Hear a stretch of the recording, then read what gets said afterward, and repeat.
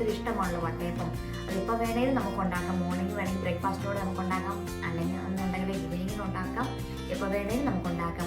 ഈ വട്ടയപ്പത്തിൻ്റെ റെസിപ്പി എല്ലാവർക്കും ഇഷ്ടമായിട്ടുണ്ടെങ്കിൽ തീർച്ചയായിട്ടും ലൈക്ക് ചെയ്യണം, ഷെയർ ചെയ്യണം, അതേപോലെ തന്നെ സബ്സ്ക്രൈബും ചെയ്യണം കേട്ടോ. നമ്മുടെ വട്ടയപ്പം ഉണ്ടാക്കാൻ വേണ്ടിയിട്ട് ഞാൻ ഇഡ്ഡലി റൈസ് ആണ് എടുത്തേക്കുന്നത്. 2 കപ്പ് ഇഡ്ഡലി റൈസ്. ഞാനത് കാണിച്ചു തരാം.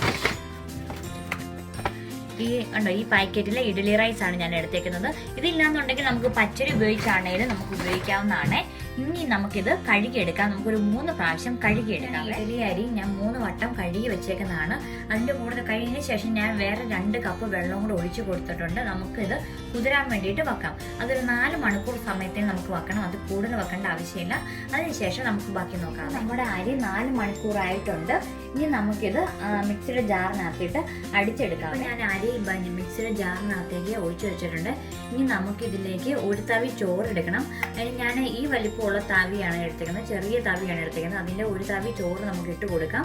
അത് അങ്ങനെ ഇടുന്നതുകൊണ്ട് നമുക്ക് നല്ലൊരു മയം കിട്ടാൻ വേണ്ടിയിട്ടാണ്. അപ്പായി വരുമ്പോഴത്തേനും നല്ലൊരു സോഫ്റ്റ്നെസ് കിട്ടാൻ വേണ്ടിയിട്ടാണ് അങ്ങനെ ചെയ്യുന്നത്. ഞാനത് ഇട്ട് കൊടുത്തു. ഇനി നമുക്ക് ആ കൂട്ടത്തിൽ തന്നെ കുറച്ച് ഉപ്പ് ഇട്ട് കൊടുക്കാം.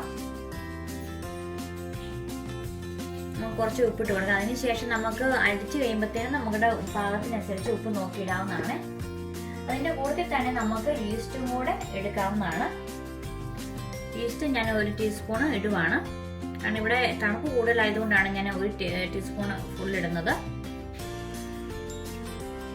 ഇനി ഇതിൻ്റെ കൂട്ടത്തിൽ തന്നെ നമുക്ക് തേങ്ങയും കൂടി ഇട്ട് കൊടുക്കാവുന്നതാണ്. ഞാൻ തേങ്ങ ഫ്രീസറിനകത്താണ് ഞാൻ തേങ്ങ വെച്ചിരുന്നത്. ആ തേങ്ങ ഞാൻ അതിൻ്റെ തണുപ്പൊക്കെ മാറ്റിയ ശേഷം ജസ്റ്റ് ഒന്ന് കറക്കി അടിച്ചെടുത്തു. ഈ രൂപത്തിൽ അടിച്ചെടുത്തായിരുന്നു. ഇനി ഇത് അരമുറി തേങ്ങയാണ് ഞാൻ എടുത്തേക്കുന്നത്. ഇനി ഈ തേങ്ങ നമുക്ക് ഇതിനകത്തേക്ക് ഇട്ട് കൊടുത്ത് ഒന്നിച്ച് ഇതെല്ലാം കൂടി നമുക്ക് അടിച്ചെടുക്കാമേ.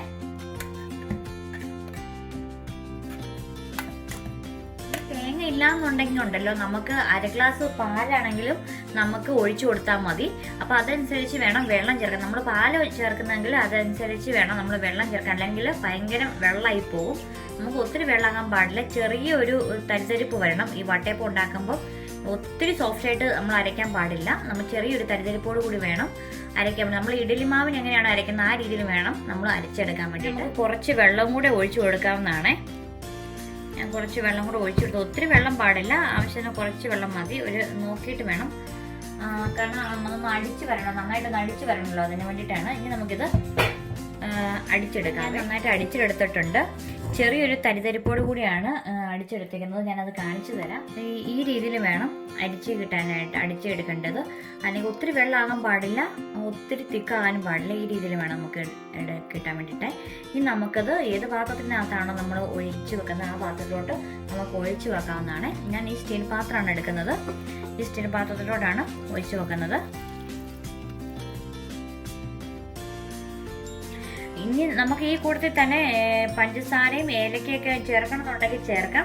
ഞാനിപ്പം 2 ടേബിൾ സ്പൂൺ പഞ്ചസാര മാത്രമേ ചേർക്കുന്നുള്ളൂ. ഞാൻ 2 ടേബിൾ സ്പൂൺ പഞ്ചസാര ഇട്ട് കൊടുക്കുവാണേ. ബാക്കി നമുക്ക് നാളെ പൊങ്ങിയതിന് ശേഷം നമുക്ക് മധുരം നോക്കിയതിന് ശേഷം നമുക്ക് ഇട്ട് കൊടുത്താൽ മതി. ഏലക്കപ്പൊടി ഞാൻ ഇപ്പം ചേർത്ത് കൊടുക്കുന്നില്ല, നാളെ ഞാൻ ചേർത്ത് കൊടുക്കുന്നുള്ളൂ. ഇത് പൊങ്ങിയതിന് ശേഷം ചേർത്ത് കൊടുക്കുന്നുള്ളൂ. നമുക്കിത് ഇനി നമുക്കൊരു 8 മണിക്കൂർ വെക്കാവുന്നതാണ്. ഇവിടെ തണുപ്പായതുകൊണ്ട് ഞാൻ 8 മണിക്കൂറാണ് വെക്കുന്നത്. നല്ല ചൂടുള്ള സ്ഥലത്ത് നമ്മുടെ നാട്ടിലൊക്കെ ആണെങ്കിൽ ഒരു 3-4 മണിക്കൂർ വെച്ചാൽ മതിയായിരിക്കും. അത് കഴിയുമ്പോഴത്തേനും ഇത് പെട്ടെന്ന് പൊങ്ങി കിട്ടും. ഞാനിവിടെ 8 മണിക്കൂറാണ് വെക്കുന്നത്. അതിനുശേഷം നമുക്ക് ബാക്കി നോക്കാവുന്നതാണ്. നമുക്ക് ഈ പഞ്ചസാര നന്നായിട്ട് ഇളക്കി കൊടുക്കാം. അപ്പോൾ എല്ലാവരും നന്നായിട്ട് ആയിക്കോളും. അതിനുശേഷം ഇത് പൊങ്ങി വന്നു കഴിയുമ്പോഴത്തേനും ബാക്കി നമുക്ക് മധുരം നോക്കിയിട്ടിട്ട് കൊടുക്കാവുന്നതാണ്. ഇപ്പം നമ്മുടെ മാവ് നല്ല അടിപൊളിയായിട്ട് പൊങ്ങി വന്നിട്ടുണ്ട്. ഇനി നമുക്കിതിലേക്ക് പഞ്ചസാരയും ഏലക്കാപ്പൊടിയും കൂടെ ചേർത്ത് കൊടുക്കണം. അന്ന് ഒന്നുകിൽ നമുക്ക് മിക്സിക്കകത്തിട്ട് അടിച്ചെടുക്കാം. അതല്ലാന്നുണ്ടെങ്കിൽ ഞാൻ ഇപ്പോൾ ചെയ്യുമ്പോൾ ചതച്ചെടുക്കുവാണ്. നമ്മുടെ ഇടയൻകല്ലുണ്ടല്ലോ, ഇടയൻകല്ലിനകത്തേക്ക് 8 ഏലക്ക ഞാൻ ഇട്ട് കൊടുത്തു. അത് ഞങ്ങൾക്ക് കുറച്ച് ചതച്ച് വെച്ചേക്കുവാണ്. ബാക്കിയും കൂടെ നന്നായിട്ട് നമുക്ക് പൊടിച്ചെടുക്കണം.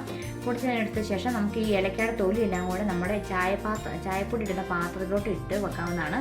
അങ്ങനെയാണെന്നുണ്ടെങ്കിൽ നമ്മുടെ ചായ ഇട്ടുമ്പോൾ ഉണ്ടല്ലോ നല്ലൊരു ഫ്ലേവർ കിട്ടും. നമുക്ക് ചായക്ക് നല്ലൊരു സ്മെല്ലും നല്ലൊരു ഫ്ലേവറും കിട്ടും. അതൊരു ടിപ്പാണ് കേട്ടോ. അതുകൊണ്ട് നമുക്ക് ഈ ഏലക്കയുടെ ഈ തൊലി വേസ്റ്റ് ചെയ്യേണ്ട. അത് കണ്ടില്ല, ഞാൻ ഏലക്ക നന്നായിട്ട് ചതച്ച് പൊടിച്ച് വെച്ചിട്ടുണ്ട്. ഇനി അതിൻ്റെ ഏലക്കയുടെ തൊലിയാണിത്. ഈ ഏലക്കയുടെ തുണി നമുക്ക് ഇതിനകത്താണ് ഞാൻ ഈ പാത്രത്തിനകത്താണ് ഞാൻ ടീ ബാഗ് ഇട്ട് വെക്കുന്നത്. ഇനി നമുക്ക് അതിലോട്ട് ഇട്ട് കൊടുക്കാം. ചുമ്മാ അങ്ങ് ഇട്ട് കൊടുത്താൽ മതി. അപ്പോൾ അവിടെ കിടന്ന് നല്ല സ്മെല്ലായി. നമുക്ക് ഈ പൊടിച്ച് വെച്ചേക്കുന്ന ഏലക്കയുടെ പൊടിയെല്ലാം കൂടെ നമുക്ക് ഈ മാവിനകത്തേക്ക് ഇട്ട് കൊടുക്കാവുന്നതാണ്. അതിനുശേഷം നമുക്ക് ഒരു 3 ടേബിൾ സ്പൂൺ പഞ്ചസാരയും കൂടി ഇട്ട് കൊടുക്കാം. പഞ്ചസാര നന്നായിട്ട് വേണ്ടെന്നുള്ളവർക്കാണെങ്കിൽ അതനുസരിച്ച് പഞ്ചസാര ഇട്ട് കൊടുക്കാവുന്നതാണ്. ഞാൻ നേരത്തെ ഒരു 2 ടീസ്പൂണും കൂടി ഇട്ട് കൊടുത്തായിരുന്നു ഈ മാവ് അരച്ച കൂട്ടത്തിൽ.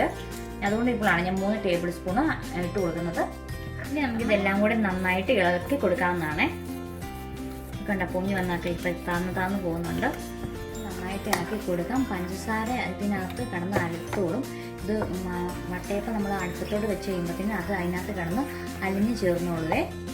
നമുക്കിനി വട്ടയപ്പത്തിൻ്റെ മേളിൽ വെക്കാനുള്ള അണ്ടിപ്പരിപ്പ് ഉണക്കമുന്തിരി നമുക്ക് ചെറുതായിട്ട് വറുത്തെടുക്കാവുന്നതാണ്. അത് നമുക്ക് നെയ്ക്കകത്തിട്ട് വറുത്തെടുക്കാം. അതിന് വേണ്ടിയിട്ട് ഞാൻ പാൻ അടുപ്പത്തേക്ക് വെച്ചിട്ടുണ്ട്. ഗ്യാസ് ഓൺ ചെയ്യുവാണ്. നമുക്ക് ചെറിയ മീഡിയം ഫ്ലെയിമിൽ വെച്ചാൽ മതി. നമുക്ക് നെയ്യ് ഇട്ട് കൊടുക്കാം. അതവിടെ കിടന്ന് ഉരുകട്ടെ. ഇവിടെ തണുപ്പായതുകൊണ്ട് നെയ്യ് കട്ട പിടിച്ചിരിക്കണം. ഒന്ന് ഒഴുകാനുള്ള സമയം നമുക്ക് കൊടുക്കാം. അതിനുശേഷം നമുക്ക് ഈ അണ്ടിപ്പരിപ്പ് നമുക്ക് ഇട്ട് കൊടുക്കാവുന്നതാണ്. നമുക്ക് തീ ലോ ഫ്ലെയിമിൽ ഇട്ടിട്ട് വേണം ചെയ്യാനായിട്ട്. അല്ലാന്നുണ്ടെങ്കിൽ കരിഞ്ഞു പോകാൻ സാധ്യതയുണ്ട്. ചെറുതായിട്ട് നമുക്കൊന്ന് മൂത്ത് കിട്ടിയാൽ മതി. ചെറുതായിട്ടൊന്ന് മൂത്താൽ മതി. ഇനി നമുക്കിത് മാറ്റി വെക്കാമേ. ഇനി നമുക്ക് കുറച്ച് ഉണക്കമുന്തിരിയും കൂടി ഇട്ട് കൊടുക്കാവുന്നതാണ്. നമുക്ക് കുറച്ച് മതി. ജസ്റ്റ് ഒന്ന് ഡെക്കറേറ്റ് ചെയ്യാൻ ഒരു ടേസ്റ്റിന് വേണ്ടിയിട്ട്. നെയ്യ് ഇടുവാണെങ്കിൽ അതിൻ്റെതായ ഒരു ടേസ്റ്റ് ഉണ്ടല്ലോ, അതിന് വേണ്ടിയിട്ടാണ്. ഇത് മൂത്ത് വന്നിട്ടുണ്ട്. നമുക്ക് തീ ഓഫ് ചെയ്യാവുന്നതാണ്. ശരിക്കും വീർത്ത് വന്നു കഴിയുമ്പോഴത്തേനും നമുക്കിത് മാറ്റി വെക്കുവാണ്. നമ്മൾ വട്ടയപ്പം ഉണ്ടാക്കാൻ പോകുന്നത് ഈ ഇടിയപ്പ പാത്രത്തിനകത്താണ്. അതിനകത്ത് വെച്ചാൽ മതിയായിരിക്കും. നമുക്ക് പെട്ടെന്ന് പൊങ്ങി കിട്ടും. നമുക്ക് തീ ഓൺ ചെയ്ത് വെക്കാം. ഇത് വെള്ളമൊക്കെ തിളച്ച് ആവി വന്നു കഴിയുമ്പോഴത്തേനും നമുക്ക് മാവ് ഒഴിച്ച് അതിനകത്തേക്ക് വെച്ചാൽ മതി കേട്ടോ. നമുക്ക് ഈ വട്ടയപ്പം ഉണ്ടാക്കുന്ന ഞാൻ ഈ സ്റ്റീൽ പാത്രത്തിനകത്താണ് ഉണ്ടാക്കുന്നത്. അതിനകത്തേക്ക് നമുക്ക് നേരത്തെ നമ്മൾ അണ്ടിപ്പരിപ്പും ഉണക്കമുന്തിരിയും വറുത്തെടുത്ത് വെച്ച മിച്ച നെയ്യ് ഉണ്ടല്ലോ, ആ നെയ്യ് നമുക്ക് ഒഴിച്ചു കൊടുക്കാം. എന്നിട്ട് നമുക്കൊന്ന് പരത്തി കൊടുക്കണം എല്ലായിടത്തേക്കും. നെയ്യ് ഒഴിച്ചു കൊടുക്കുകയാണെങ്കിൽ നല്ലൊരു ടേസ്റ്റ് ആയിരിക്കും. നമ്മുടെ വട്ടയപ്പത്തിൽ നല്ലൊരു ഫ്ലേവർ കിട്ടും. അതിന് വേണ്ടിയിട്ടാണ് അങ്ങനെ ചെയ്യുന്നത്. നമുക്ക് ഈ നെയ്യ് എല്ലായിടത്തേക്കും ഒന്ന് നമുക്ക് എല്ലായിടത്തും ഒന്ന് പറ്റിച്ച് വെക്കാവേ. എല്ലായിടും നമുക്ക് നന്നായിട്ട് പരട്ടാം.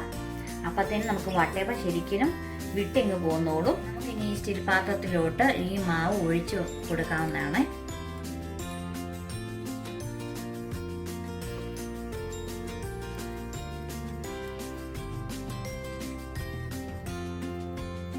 ഇഡ്ഡലി പാത്രം ചൂടായി കഴിയുമ്പോഴത്തേനും നമുക്ക് നന്നായിട്ട് ആവി വരട്ടെ.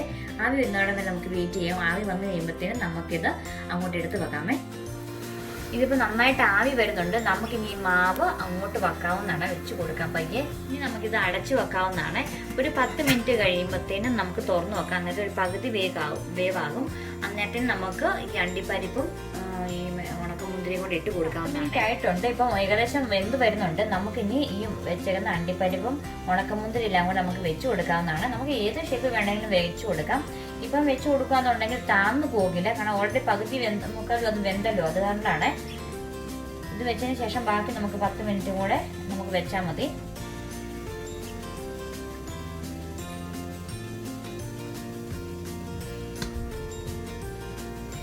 ഇപ്പോൾ ഒരു 18 മിനിറ്റ് ആയിട്ടുണ്ട്. നമുക്ക് ആദ്യം ഒന്ന് ചെക്ക് ചെയ്യാവുന്നതാണ്. ഞാൻ ഇതിൻ്റെ തീ വെച്ചേക്കുന്നത് മീഡിയം ടു ഹൈ ഫ്ലെയിം ആണ് വെച്ചേക്കുന്നത്. അതനുസരിച്ച് നമുക്ക് തീ മാറ്റാം. ഇപ്പോൾ ഒരു പൊടിക്കും കൂടി ആവാനുണ്ട്. ഒന്നും കൂടെ നമുക്കൊന്ന് വെക്കാം. ഒരു 2 മിനിറ്റും കൂടെ നമുക്ക് നോക്കാം. ഇപ്പോൾ 2 മിനിറ്റ് ആയിട്ടുണ്ട്. നമുക്കൊന്നും കൂടെ ഒന്ന് ചെക്ക് ചെയ്ത് നോക്കാവേ വെന്തോന്ന്.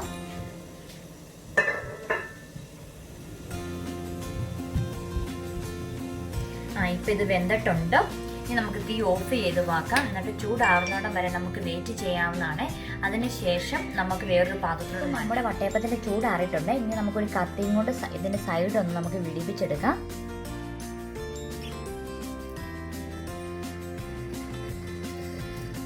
ഇപ്പോൾ നമ്മുടെ വട്ടയപ്പം ഞാൻ വേറൊരു പാത്രത്തിലോട്ട് മാറ്റി. നല്ല സോഫ്റ്റാണ്. ഞാനത് തൊട്ട് കാണിക്കാം. കണ്ടില്ലേ, നല്ല സോഫ്റ്റാണ്. നല്ല പഞ്ഞി പോലെയാണ് ഇരിക്കുന്നത്. എല്ലാവരും തീർച്ചയായിട്ടും ഇത് തയ്യാറാക്കി നോക്കണം. അതുപോലെ ഇഷ്ടമായിട്ടുണ്ടെങ്കിൽ എൻ്റെ വീഡിയോ ലൈക്ക് ചെയ്യുക. ബെൽ ബട്ടനെ അമർത്തുകയാണെന്നുണ്ടെങ്കിലും സബ്സ്ക്രൈബ് ചെയ്യുകയാണെന്നുണ്ടെങ്കിലും നിങ്ങൾക്ക് എൻ്റെ എല്ലാ വീഡിയോസും ലഭിക്കുന്നതായിരിക്കും. Thank you.